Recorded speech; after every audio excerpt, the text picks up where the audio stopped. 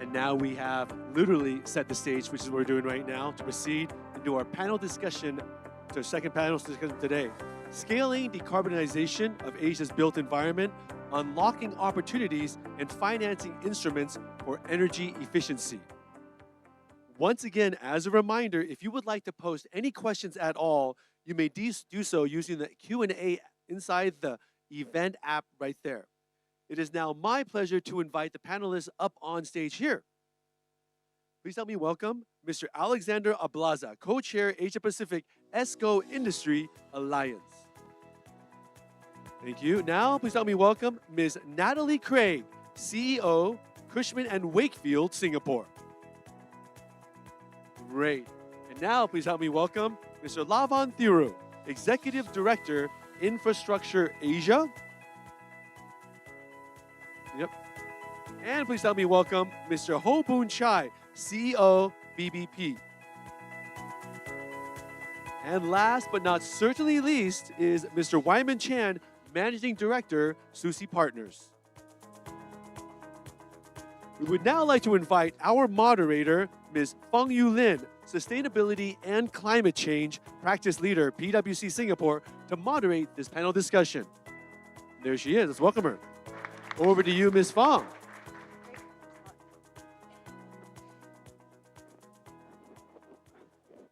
Okay, great. Well, a very good morning, everybody, and thanks so much for staying here to listen to this panel session, which is a bit of a mouthful, actually. Scaling decarbonization of Asia's built environment, unlocking opportunities and financing instruments for energy efficiency. But at least it means what it says, right? Which is that we are going to be discussing about energy efficiency, about financing instruments. And I am so pleased to have this whole suite. Actually, I was just counting the quite number of panel members, actually, which means that you will get a lot of insights, right? So the more panel members, the more insights that you will get. But maybe a little bit of context setting first. So many of you in this room would know that for the built environment, it contributes almost about 40% to global emissions. But of course, that is one area which is an issue. But there are a lot of other benefits as well to focus on energy efficiency. So there was a study that was done by the World Economic Forum, and also PwC contributed to it. And some of the numbers that came out in terms of the research on energy demand shows that actions, including energy efficiency, which I know Lavan is very passionate about. Actually, all panel members are very passionate about this, can actually reduce energy consumption annually by 31% and save 2 trillion per annum, which is a very large number, not in Singapore, of course, but globally. But when we were prepping for this session, I think it was quite apparent that you know how it is like when you have planes, right? They taxi down the runway, but they really have no liftoff, right? We're at the moment where they're taxiing down the runway, but are we truly moving this at scale? And as we were prepping on this, we did realize that there are certain kind of blockages. Some of them were mentioned just now by the presenters. We want to unpack that a little bit more.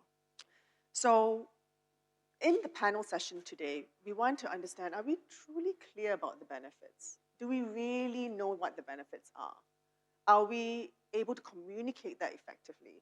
Second thing is also, are we clear about what the challenges are? What chokes up this progress? Why is this plane not able to lift off the runway? And the third thing is, do we have real, solid solutions for this, right? So I really want to hear from the panelists about what they think about these 3 areas. And maybe by the time next year, when SU happened or ACES happened, right, we'll have moved the needle already and the plane would have, have taken off. But I want to just introduce a little bit more about the panelists as well, real quick, right?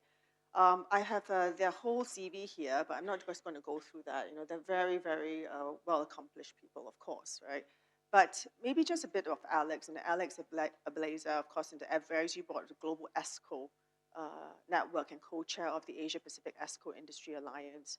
And he has been dedicating to growing energy efficiency and other clean energy technology in 17 Asian markets. I mean, are there even 17 in Asia? countries? Well, 17, a little bit of Middle East. Okay, got it. Right. Fine. I mean, I'm an accountant by training, so I'll just like counting. Oh, there's 17. Okay, but good. Thank you. And he not only looks at it from a more operational side, but also investment side. So he can wear those two hats. And of course, Natalie Craig, Sydney Sider, right? Okay, but loves Singapore. And she leads the commercial real estate business along C&W Services Singapore, overseeing business operations and delivery of integrated facilities management, energy and sustainability services. And since 20 April, he has guided C&W Services Singapore as its first managing director and now CEO, right? And now going into the growth and transformation of various types of services as well. Also very focused on some of the health and safety issue matters and also for building at the institute as well. And making sure that, it's a great place to work. And she also recently participated in NVPC's, Chief Changes program, which I went on as well, which I think I need to go back again, actually. I forgot everything about that, what I've learned already. How do you make more impact, social impact through corporate purpose as well? Of course, Hoe Boon Chye over there has been in this space for quite some time, and he's been from the CEO of BBP, has been around for doing this for quite some time. And this BBP, of course, is an energy saving as a service provider, very interesting business model. And he told me the other day, when we're preparing for it, that he's very busy, so very busy amidst this kind of climate is very good, so I'm so happy for him. And Wymen Chan, Wymen is, I think, you started off as an investment banker, right? And now you've gone into this area, which is still, from a financing perspective, in financial services, but doing more of this area. So you're really looking at, yes, from an operational standpoint as well, but keen to see your views, as from an investment perspective, financing perspective. And he leads, the firm's Southeast Asia-focused investment strategy, which has to date made investments in utility-scale renewable energy generation and energy efficiency as well. But of course, the man in the middle, Lavan. Lavan sounds very French, actually. Is it French? No, it's Sri Lankan. Okay, sorry about that. Yeah. It's Lavan, I think it's even a luxury brand called Lanvan or something, but okay, yeah. Lavan.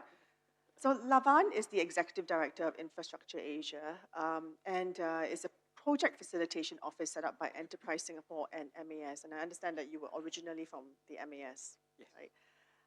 It really is to support Asia's social and economic growth through infrastructure development. In his role, Lavan works closely with both the private and public sectors. And in the last conversation just now, I think everybody said it is super important for both the private and public sector to come together to resolve many issues. And some of these issues are such as EE as well, and climate change, and so on. So prior to his appointment in Infrastructure Asia, he led various leadership roles in MAS. And he was, very interestingly, he was the chief representation to MAS New York Representation Office. I hope you had a fun time there, where he focused on financial market development. But let's dive straight into the questions. I'm going to structure the questions in 3 big blocks. Firstly, understanding what the benefits are. I really want to see from all angles what are the major benefits, right? So the immaterial ones, maybe we can skip them, but the major big ones. The second thing is, do we understand the challenges as well? Taking lift off, why are we just still taxiing down the runway? And then the third one is some of the solutions. Again, let's think about the material ones, and then we'll open up for Q&A, maybe for 10 minutes. If you have some kind of burning questions, you can ask this suite of panelists, and then we'll close off, okay? I'm going to ask the first question, fire the first salvos to Natalie and then Boon Chye, okay? So Natalie, Boon Chye. So maybe from Natalie first, and of course, you run C&W Singapore, and I wanted to ask you from your experience, where have you seen these benefits, right? Where have you seen it? And in practice, how has C&W Service has delivered the most value? Ultimately, at the end of the day, it's about business value and also resilience. Where is it that your clients are saying, thank you, Natalie, you did a great job, and this is because why? tell me a little bit more about your lived experiences. Thank you, Eu-Lin. So that's a very big question with a lot of different parts. When have our clients said thank you? Well, we work in the services industry, so we don't always get a lot of thank yous. When we do our job well, we get silence, and when we do our job poorly, we get a lot of you got payment. But where can we see the benefits in focusing on energy efficiency? I think first I'd like to just declare that I'm amongst esteemed experts up here, and I don't profess to be an expert. I have, as a business leader running a real estate services business, I can certainly give a lens across what our clients are thinking about and what they're asking about. So I just feel like I need to make that qualification. But when we look at the built environment, whether that's Singapore or across the developed world, I think it's fair to say that most of the buildings are brownfield, they're aging buildings, they are not demonstrating best practice. It's only in the more recent years and more recent developments that we're really seeing green become a really big part of how buildings are designed and the purpose. So it is really important that we really look at those aging buildings and those brownfield buildings and start to identify the benefits that can come from an approach to energy efficiency. I think Alan mentioned the 2030 goals and the 2050 climate actions that, that Singapore and other countries are targeting. And it's important to recognize and remember that more than half of the buildings are already standing that are going to be buildings that need to actually be part of incorporating that change. The good news from our perspective is that we are seeing that investors and landlords are really starting to see this not as a compliance issue or as a value sort of doing good issue, but they are seeing it as a value creation opportunity. When you think about the tangible benefits of energy efficiency, there are some very clear ones. We are seeing lower operating costs when you make the investment in driving better and more energy efficient performance in your asset. And of course, you do get the benefit of strengthening your asset resilience. Not just about cutting carbon, it's actually also making sure that every dollar you spend on energy is actually working harder for you. What we now see though is when you're combining that with more holistic commitments to green and sustainable spaces, there are also some really big qualitative improvements. Better commitments and outcomes when it comes to indoor air quality, something that became really important during COVID. And then heightened standards when it comes to things like health and well-being. Let me give you a few stats to help motivate you and stats that we feel are very motivating. So we've been doing some research tracking the commercial office sector in Singapore for the last 7 or 8 years. It's available in a research paper that we've put out called Banking on Green Office Buildings in Singapore. And we found that Green Mark rated offices, so Green Mark being our local accreditation program, Green Mark rated offices in the CBD generally enjoy up to 4% higher occupancy and up to 13% higher rental rates than their non-rated peers. They also tend to achieve stronger rental resilience and attract better quality tenants with similar sort of ESG goals and values and commitments. Now, we hesitate to guarantee a direct green premium because there are obviously a lot of factors that weigh into that, but we are seeing that sustainability is becoming a real differentiator and a competitive advantage. So that's also clear when you look at new developments coming online. More and more we're seeing, and admittedly some of this is part of the targets that Singapore has put in place, but super low energy developments and net zero developments are really much more commonplace these days. So clearly it is, there is perceived value, inherent value, and really tangible value. Very good. I think I was like, as you're going through all these benefits, yeah, I know that one. But actually when you said things like, you know, well, sometimes we tend to, our mind goes, you know, we're business people. I say, I want an upside, you know, the green premium, the greenium, right? But sometimes it's also, and this comes out a lot with the work that I do, it's that the truth of the matter is it's actually about resilience. There's an opportunity cost in terms of downside risk as well, right? If you don't do anything, you know, there could be a downside risk of that. And you've got to preserve your reputation, you know, your ability to innovate. You know, I think that is, you know, what it is, right? To be consistently changing, right? To be at the arrowhead of it, and that will put you, you know, I guess maybe there could be a greenium, or maybe there couldn't. Right? It just allows you to be at the table. Great, right? Okay, and the softer aspects of it, as you mentioned, you know, the health and well-being, it's also super important. Attracting better tenants and talent. Why not, right? I mean, that's something that I didn't quite remember that, but, you know, thanks for reminding me on that one as well. So it's obvious, right? So do you think anything else to add on, Boon Chye, apart from, you know, all the like 1,000 things that Natalie has said. Anything else that you can add? And maybe, one other thing is more around mindsets. Okay? Because whatever she said is totally logical, right? Why wouldn't you think that this is a good idea? But are there any negative mindsets or structural issues that stand in the way of, this to happen? And are there kind of like myths or misconceptions? Just really briefly, anything else to add on? And are there any kind of like misconceptions that you want to debunk? Yep.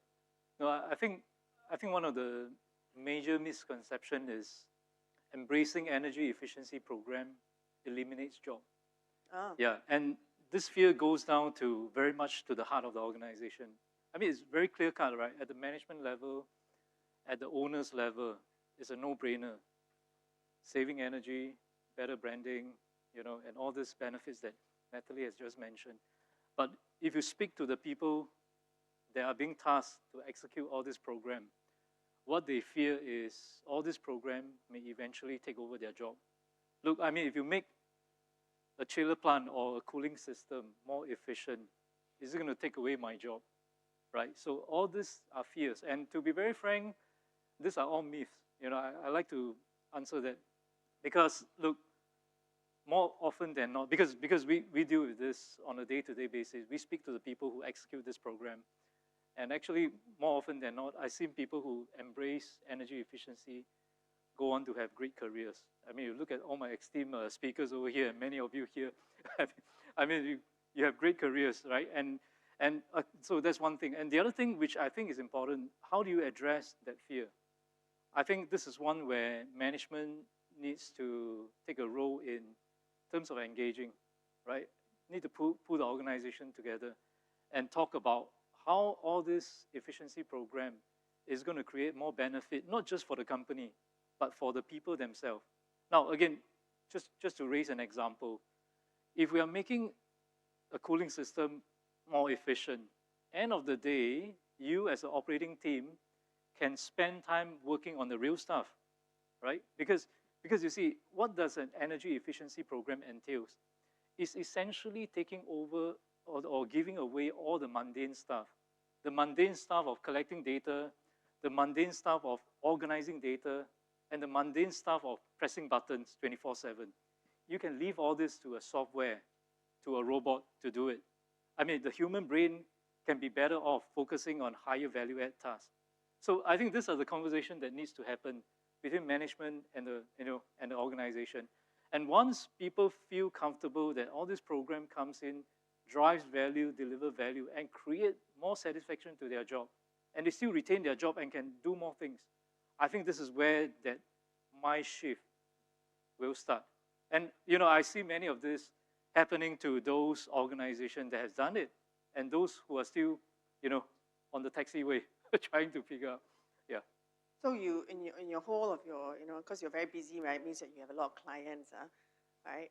So in all the situations that you see, right, that even though they employ, say, for example, your service, right? You've not seen them losing their jobs, but maybe a job transformation, right? Yep. Okay, I think that's a living testament, right? And I wonder whether you should actually expand your services as well, right, to talent management, since you have lived experience on this as well. To be very frank, right?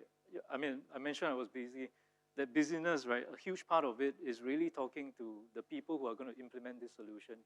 How much benefit it's going to bring to their day-to-day life. So what we spend a lot of time, right? I mean, despite the fact that we are selling a very tech-based solution, we are spending a lot of time talking to the people, onboarding them, getting them comfortable to use it. Essentially, one thing that I commonly tell people is, you're just implementing an ERP system. Look, your company has all sorts of ERP systems, right? The SAP of the world, the Oracle. Developing or implementing an energy efficiency program is just like doing an ERP system at the plant level, right? So again, we are taking away all this boring stuff that you've been doing. You've been hunting for data for the longest time, and you can't find it. Let this solution take away all this boring stuff from you, so you can focus on problem solving. Yeah. Got it. So. Okay, so I'm just saying that part of your job actually is also job redesign. Yep. right? So it's not only like, okay, here's my software, but it's also a bit of job redesign. Okay, we're going to move on right now. Thank you.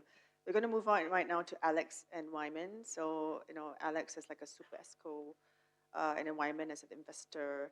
Can you, maybe a little bit share about what are the key metrics or outcomes that influence your investment decision? So, these are the suppliers, right? So from your perspective, from money perspective, investment perspective, what are the key things that you take note of? I mean, logically, I'm thinking it must be the same things that you're looking at, right? Or are they? Well, we look at the first thing is we look at the host entity. So it could be a commercial or an industrial building owner. And if we are putting in 20-year money into his facility, will that business still grow in the next 20 years? Will it continue, or is there a chance that it will go bust in midway and we lose our returns, our commercial returns on the investment? So we look at the quality of the sponsor or the host entity. We look at the track record of the energy service company bringing in the solution and see if do they really know, can they really deliver and guarantee the energy performance that's promised for that project. We're looking at the reliability of the cash flows, right? So is it sale of energy, if sale of chilled water, for example, or compressed air in the next 10 to 15 years, or is it energy savings? So can the solution really deliver those cash flows? And so it's really a host of different things that we look at. And at the end of the day, we'll look at the investment returns, right? Investment returns, okay. And we noticed that returns are optimal in markets where oil and gas and electricity are not subsidized. So these two markets in ASEAN are Philippines and Singapore. The rest, the governments are still struggling to phase out energy subsidies. So I could get a mid-teens or double-digit return on these two markets, Singapore and Philippines, but I'll be struggling to do that in markets like Indonesia, where PLN prices are still subsidized, or in Vietnam, or maybe EGAT in Thailand, where they're still in the process of phasing out the energy subsidies. So at the end of the day, it's really getting those commercial returns, our investment returns through the project. Okay, so basic fundamentals of financial discipline is super important. Cash flows, business model. But I mean, as you said, key thing is whether or not energy is subsidized. Right? Absolutely. I mean, that's the truth, right? And the reality there, Eu-Lin, is this: every time I walk into a customer, the biggest battle internally within a client, it's the CFO and the chief engineer. And it's Natalie's smiling because she sees this all the time. And so there's no question about the CFO wanting to change the chiller, but they'll say, yeah, that's the chief engineer. I'll program that 2034. So wanting to fully depreciate the asset. In the meantime, the chief engineer says, what will I do between now and 2024? Waste energy and still pay that horrendous energy bill. So it's a matter of finding a right business model that could accelerate the process. And the ESCO performance contract, Boon Chye slightly talked about it, is really about using somebody else's capital to make that investment decision much sooner. Interesting. I think to that point as well, we talk about CFOs. I mean, accountants in the room, we think about capital allowances, right? So the way that capital allowances are structured from a tax perspective, if that works, also will help, in terms of, front loading some of the, financial kind of flexibility at the outset, right? Wymen. Yeah, sure. So I think Alex has covered a lot of the main points. I would just add that as an investor, we look at not only returns, but risk-adjusted returns. What kinds of risks are we actually taking on or underwriting for the type of return that's being promised in any given sort of energy efficiency investment? So number one in this space, scalability. Is the model that's being proposed replicable easily? What kind of industries is it focused on? Is there a focused industry actually that you can replicate this throughout? Number two, credit risk. I think that's been mentioned. Is the ESCO company signing up customers that are credit worthy? Ultimately, we're trying to get to a point where the contracts themselves are bankable. And in turn, the company, the ESCO company, is also bankable. And then thirdly, we are looking at sort of business model, contract structures. Are we talking about guaranteed savings? Are we talking about guaranteed performance? Are we talking about shared savings scheme? There are many types of different models, and there are pros and cons to each. And there are certain ones that are perhaps more bankable or more investable in certain markets, depending on what you need, right? So there are differences in all these types of ESCO services that are being provided, and we have to measure them against sort of the risk that we take. And then I think finally, and maybe more sort of qualitative criteria, if I were to be looking at an ESCO company that like one that Boon Chye is running, how would we assess their management team, right? How good is Boon Chye at convincing or changing the mindsets of the counterparties, as he spoke about before? It's not only changing their mindset to say, look, energy efficiency won't take away a job, but energy efficiency should not be looked at as just a saving scheme, right? What is it costing you today not to change? What is it costing you today, ultimately, to maintain this status quo? And what are you leaving on the table? So really it's about how management wins over its customers as well. And that's maybe perhaps a more qualitative point when we look at ESCO. Yeah, I think that from what Wyman and Alex are saying is like, just really basic principles of financial and commercial due diligence, right? And looking at the quality of management also. So nothing too different, right? But I like, all those points that are more peculiar to this industry in the built environment. So thank you both. So I'm seeing that the clock is ticking, so I'm just gotta, move on. And now I'm going to perhaps, get some discussions around the challenges, right? I'm going to ask Lavan, again, Wyman, and also Natalie. We are probably not going to be keeping within a 1.5 degrees Celsius world. I heard that based on projections, right, in terms of current policies, we're heading towards closer to a 3-degree world. Adaptation, therefore, becomes very important if mitigation measures are not going to be in place. And from a building's perspective, but we still try, to keep to a 1.5 degree world. We need to undergo, as what Natalie said, mainly brownfield. So we really need to refurbish, and we're trying to refurbish at about 3% onwards, right? But actually, we're only at 1%. And also the global building stock is also estimated to increase from 223 billion square meters to 415 square meters by 2050. So the thing is that we really need to bend the curve on this, right, and accelerate it. But it's not super happening, because we're still taxing down the runway. So how do we lift off, bend the curve, and what are the three, in your view, Lavan, maybe we start off with you, and then Wyman and then Natalie, what are the three issues in your mind inhibiting this? We talked a little bit more about that already, but what is your view, Lavan?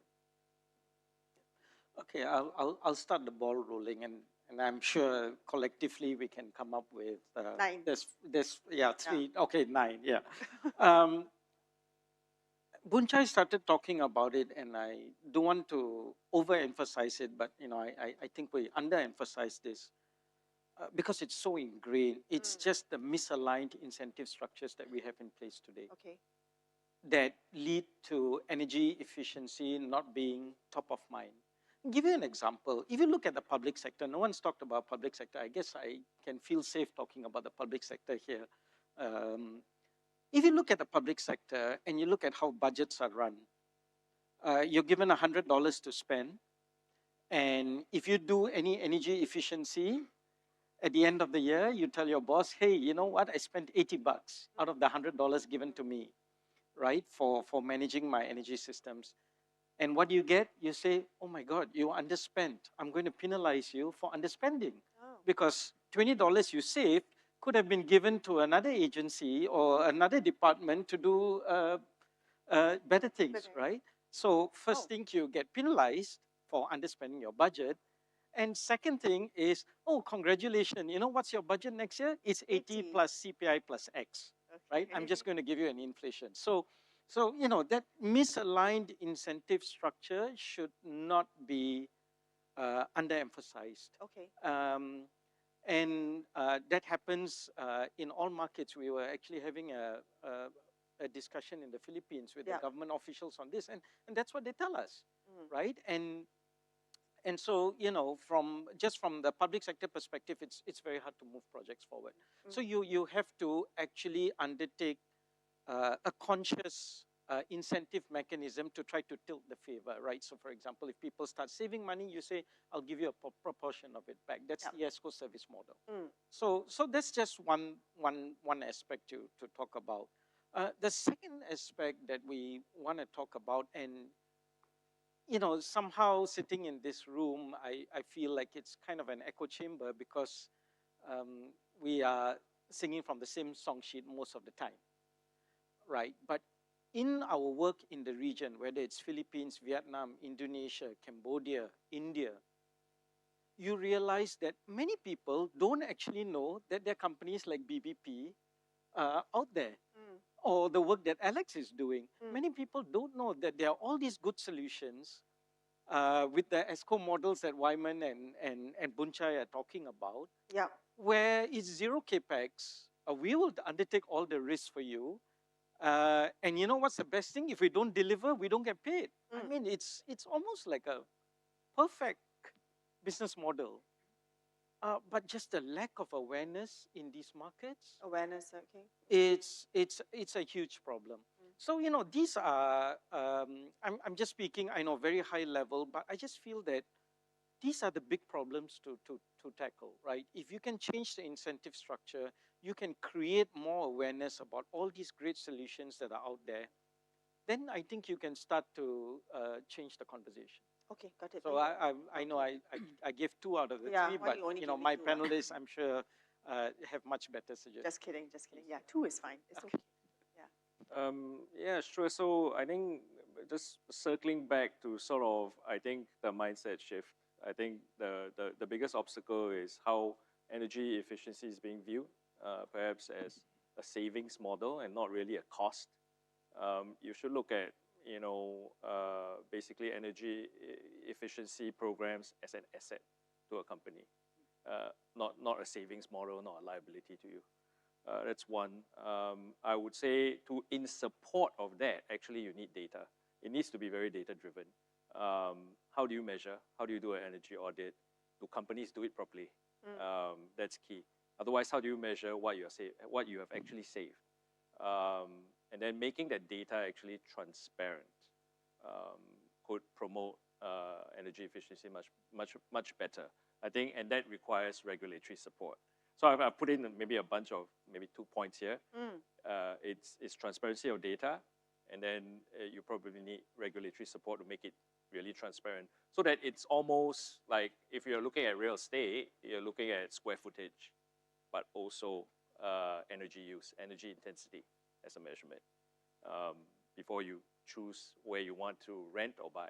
I see, and that transparency is not quite there, lah. No, it's not there at all. Understand. But you know, if we talk about the government, Lavan, yes, you know, in Singapore they produce this Green Gulf report. I think MAS also inside there, under MOF. Okay, underneath. So they will list down, you know, all the ministry, MOF, you know, the MinLaw, everybody. Apparently the lawyers are doing really well in terms of energy efficiency, but they publish all that data in terms of like what is their efficiency levels, water, energy, and all that. So have a look at it, and it's quite really amazing how much progress has been done over the past couple of years, right? So I think, but then if you say, what is the cost for that? We don't know that. I guess that's maybe not required, but that's also a function of energy prices as well. So, but I guess if all things being equal, you must have had some savings, right? If your energy and efficiency levels went up.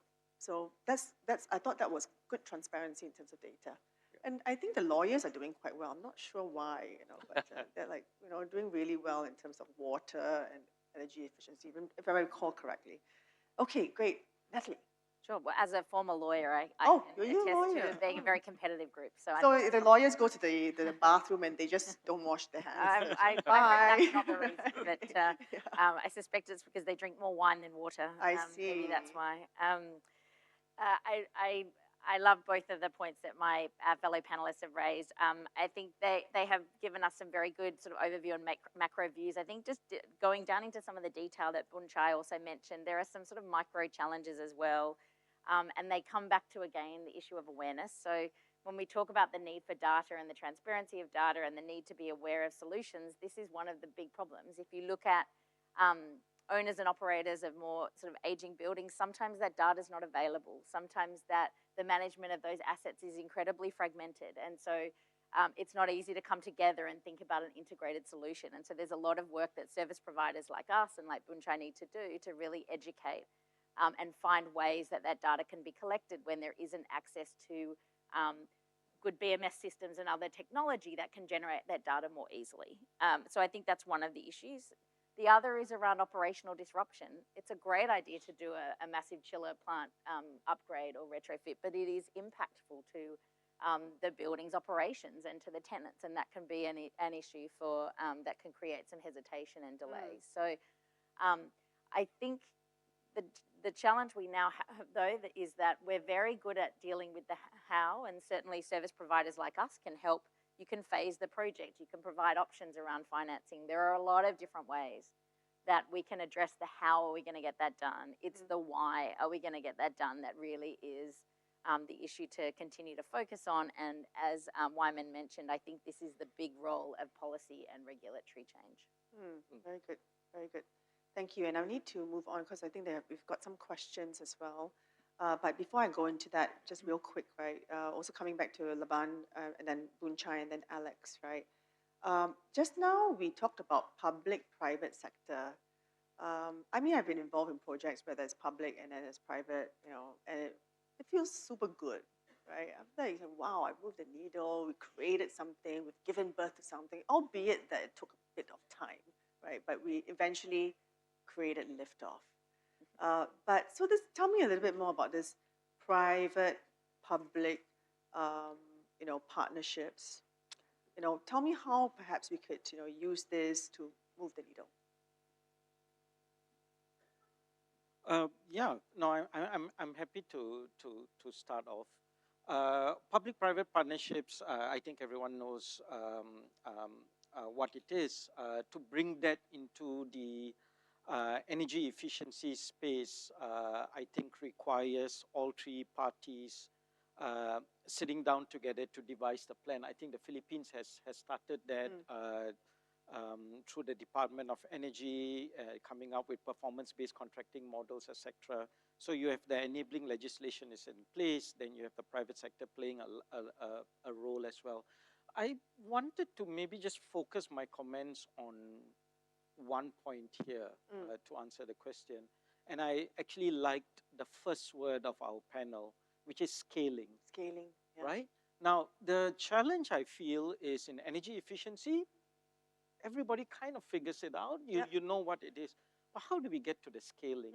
And related to this problem on scaling is the point I wanted to make, which is about aggregation. Right? The ability for someone to come up to aggregate buildings in order to deliver the solution. I think that's actually one of the big challenges that a lot of folks face, right? Whether it's Boon Chye in the work that he does, or even for Wymen, right?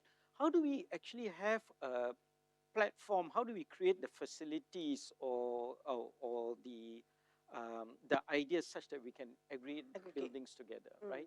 Because only when you aggregate are we able to bring scale. Only when we bring scale do suddenly more and more financial institutions start to get interested in this space. Because right? enough to go, I mean, That's right, enough to go around. Every time we go into market, whichever market that will be, we find a person who's interested to work on energy efficiency. And when we come back home, we are like, the folks will be like, oh yeah, but it's just one. What's their building stock, right? So this ability to aggregate, I think it's actually going to be what's crucial to really get to what we're talking about, which is scaling I mean, I don't necessarily decarbonize. always have to partner, government, maybe private-private partnership, right, to Yeah. aggregate, not Yeah. private-public, private, aggregate, right? Yes. Private to the power of 10. Okay, great. Yeah. Thanks for bringing up that point. I think then it's big enough, right, to, I guess, to bite on and chew on, right, from a financing standpoint. That's right. Okay, cool. Boon I'd Chye? like- Oh, yeah. No, I'd just like to build up on, I'm sorry to interrupt, but I'd like to build up on Lavan's point. You know, I had the pleasure and honor of structuring the first PPP for energy efficiency in the region. And that was for the state of Malacca when we were trying to replace 100 points of street lighting in 4 local government units in the state of Malacca. And the next phase was actually, we started to audit 90 public buildings and aggregate that for the next phase and just concentrate on 2 technologies, cooling and lighting. But yes, the challenge there is, while that's a very good model, it's very difficult to mobilize resources to prepare the bundling and the aggregation. So who's going to spend on not just a level 2, but a level 3 investment grade energy audit for 90 buildings to be bundled under a PPP transaction, for example? So that takes funding. Should it be the development community? Should it be a government? Should it be the private sector? Can the private investor get a commercial return for the cost of preparing the projects? So whether it's a singular chiller plant acquisition or whether it's a bundled PPP with 90 public buildings or 4 townships with street lighting, you need resources to prepare the projects. You need consultants and ESCOs to prepare level 3 or what we call investment grade energy audits. You need the financial modeling and structuring. Who's going to come up with that? In many cases, building owners do not want to cough up that, and ESCOs cannot actually accommodate it under its marketing budget. Maybe with the exception of BBP with Boon Chye just aggressively pursuing all these audits. But it's really about, or maybe installing energy monitoring systems. Who picks up the cost, right? So all these enabling technologies and data and all these audits that have to be done, who's going to cough up the money? So that's going to be a challenge. But yes, I believe in bundling. I believe in aggregation. A super ESCO is an aggregation platform. And so is what BBP is doing. So which is what Wymen is doing. We're all aggregation platforms because by itself, a singular ESCO contract is just too small to attract debt and equity.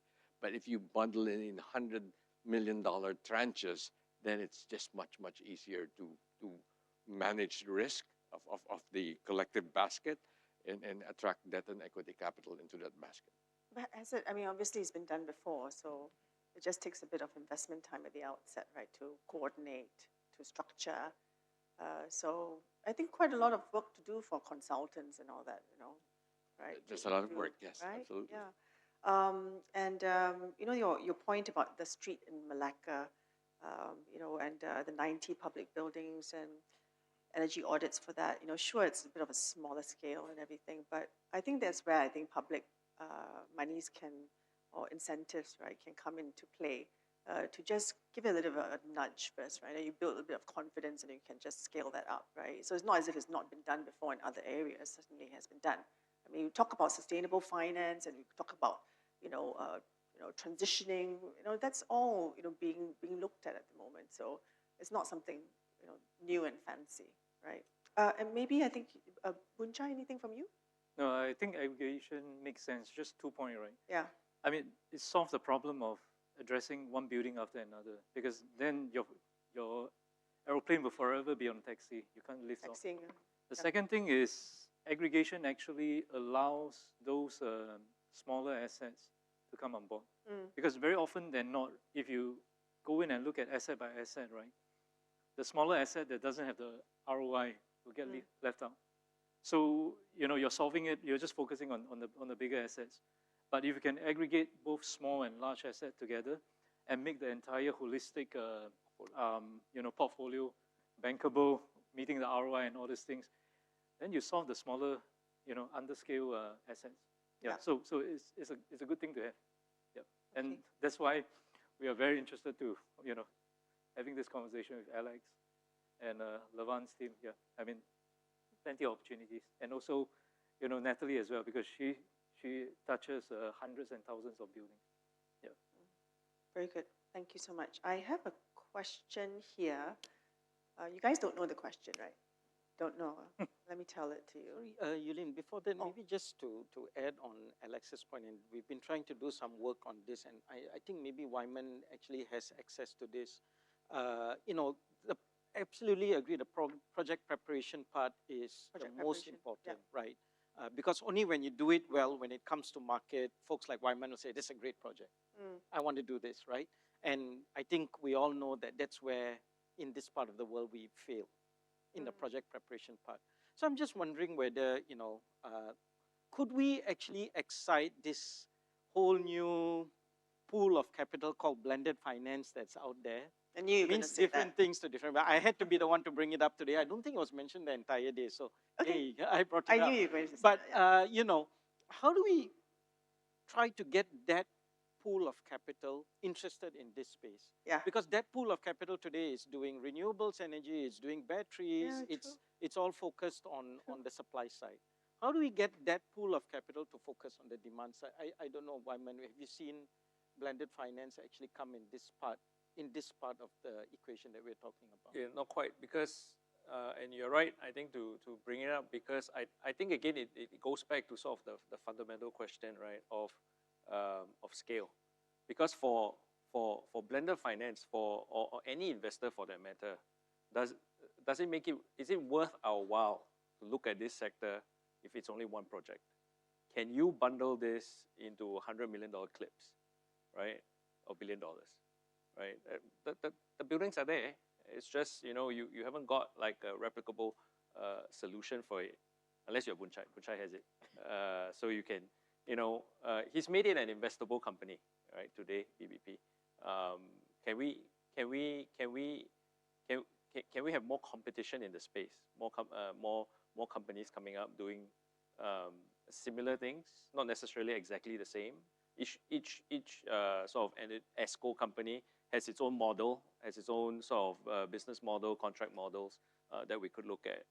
But the first question that, as an investor, is always scale. And for blended finance, it's the same thing. If you don't have that scale, nobody's going to, because blended finance is another level of preparation, another level of due diligence, another level of work for the blended financiers to combine with private capital. I think that's another level of structuring that's going to be required. So yeah, it has to be worth it as well. Worth its while. I'd like to interject here and add to that point.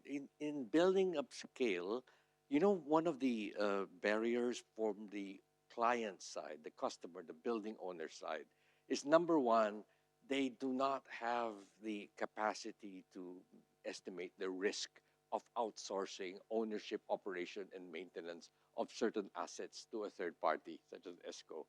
They don't have the procurement capacity. They don't understand energy performance contracting, how I can do competitive procurement for this. So that capacity is lacking. So much of that, if we want to move the needle and if we want to prepare projects, it's getting that buy-in, and it's also capacitating. You know, there have been many efforts about capacitating the ESCOs, getting more innovative technologies, capacitating government for policy reform, but there's been very little effort in capacitating the host entities, the commercial, the industrial, the government institutions that will be host entities to these ESCO assets. Got it. Thanks so much, Alex, for the input as well. I got to move on to one question. I'll directly answer the one. I mean, some of the questions here, a couple which are quite interesting. The first one is about why is there no banker on this panel, right? Okay, I think we tried, but maybe there's a reason they don't want to be here.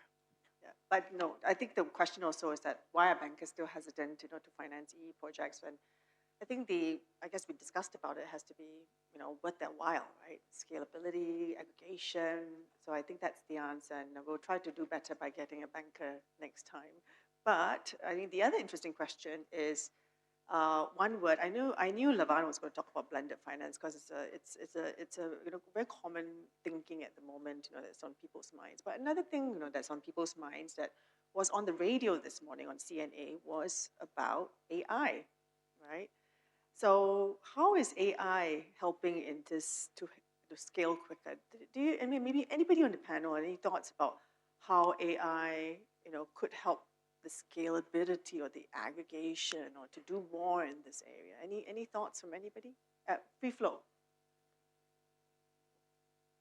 Boon Chye uses a lot of AI in his Okay, mine is not less about aggregation and stuff. We use AI focusing on extracting more savings in the assets that we are in. Yeah. So the first version of the software that we developed 12, 13 years ago is mainly a rule-based software. I often like to joke that this is one where you get maybe 10, 20 HVAC experts together, right? And then you put all the best, and obviously over the years you fine-tune it, you prove it to test. And now, after 12 years, we are now optimizing like more than 400,000 ton of cooling system across 9 markets in Asia. So you've got data. And when you have data, then you can start talking about AI or ML. That's how I look at it, right? I don't like to use AI, ML in a very fluffy manner. But for me, once you have the real data, then you know what's the past performance. And you can build your AI model using real data. And that's what we are doing now. We've got a second generation software that's AI enabled. And it's all thanks to the live data that's coming in that we build up this model. And we're using this to extract another 3 to 6% more on top of what the first generation software is doing. More savings. So again, we do different models, right? One is shared saving. Yeah. So when we implement it, it's at 0 cost to the client and they get more upside. Yeah. So okay. Very good. I mean, very practical. 3 to 6%. Numbers at your fingertips. Yeah. Just makes it more, I guess, cost savings. Right? Why not? It doesn't really. I guess what the response is that it doesn't. The AI part doesn't really come in at the whole aggregation part of it, but really at the product and service level. Which I suppose if it's a good product, people should buy it. Right? Anyone else? Before I move on to the closing, because time is upon us. No. Okay. All right. So the last question is that let's just assume that these people here today are real estate moguls. Okay. They own lots. They own like thousands of buildings, each one of them. And you are obviously in the EE space. And against the backdrop of challenging times right now, we've got a lot of competing priorities, tariffs, everything, right? What would be a song sheet for them to go back to office and say, we have to get this EE done. We have to implement some EE initiatives. We have to talk to people to aggregate. Private-public, private-private partnerships.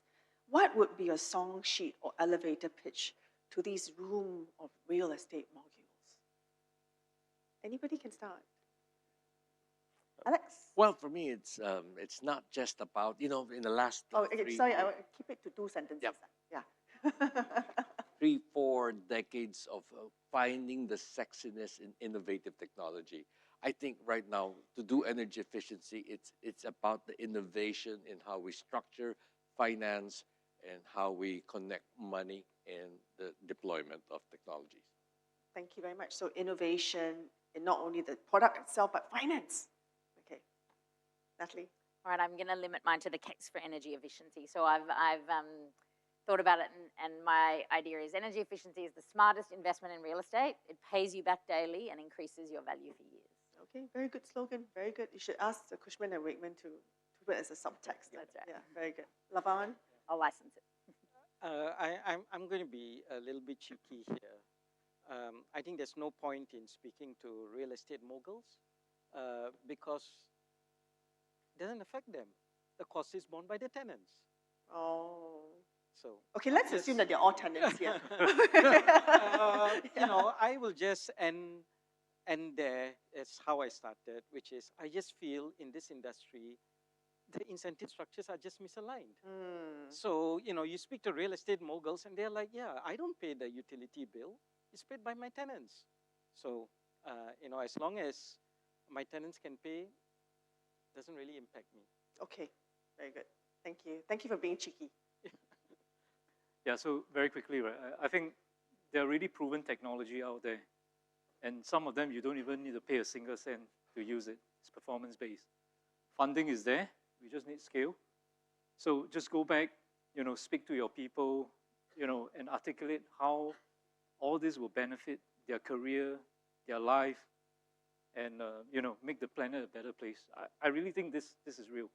Yeah, it's just that that conversation needs to go through. That engagement with the people that's going to execute it needs to happen. Yep. So it's heading one direction, progress for the organization, progress for the planet as well. Right. Last but not least, Wymen. Yeah, data for me. So if you have the transparency of data and you have robust data, then you can, tenants can then compare buildings before they choose, So reduce the utility bill, and then choose according to that, where you want to rent. So rubbish in is rubbish out also, so you need the data to get your AI working as well. Okay, so energy efficiency, which is powered by data, will help you to make better decisions. Yeah. Okay, very good. So we've now come on to the end of our panel, and I think that we have discussed, the benefits, the challenges, and also some of the solutions as well.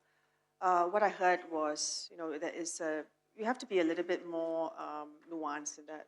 I think Alex mentioned that, in some territories, there is a bit more of an opportunity, because of the way that policy is set out. For example, was it some of it, which is, funded in terms of, the energy costs, right? There's a lot of talk about this aggregation and scale, and that's where, the financiers can also come in as well. So we have to work harder at the outset in terms of the planning, right? The partnerships together, whether it's private, public, private, and so on. There is a myth about losing jobs as well. Let's not talk about the hardcore stuff, right? But jobs is something that, and we get scared as well from AI, right? But at this point in time, it is a myth, and perhaps in terms of just our hardcore delivery of services and products as well, maybe we need to think about job redesign as part of the package to give comfort also as an overall package. And I think the other areas also is to get the attention of other sources of finance as well, blended finance and so on, but it's also not so easy. But with all this, I think there's really an opportunity for different parts of the ecosystem to come together to try to tackle some of these problems, which I do not believe is insurmountable, in order for us to not continue to taxi down the runway and to create liftoff. So with that, I want to thank all my fellow panelists. They were so amazing. So give them a round of applause. Thank you so much.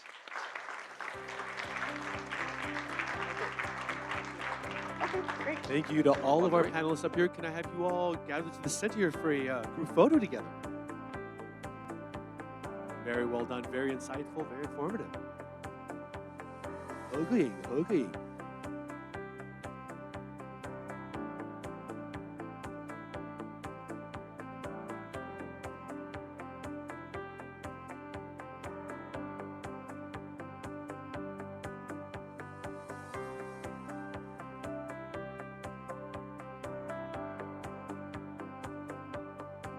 Great, thank you all very much. That was so informative, very, very well done. And as you know, we are coming now close to the very end of this energy efficiency track. And we're going to end it with one closing remark from a very, very special individual that I will soon invite on stage. In the meantime, right here, I just want to see if you could all maybe go to pretty much download our app here. We would love for you to do a survey on this energy efficiency track to get your opinion on how we can make it more efficient, or even more entertaining or more informative for all of you. So would love to hear your feedback. Just share with us inside there. And in that app, you'll see a survey icon. And would love for you to just spare a moment with all of us in the app when you do have a time.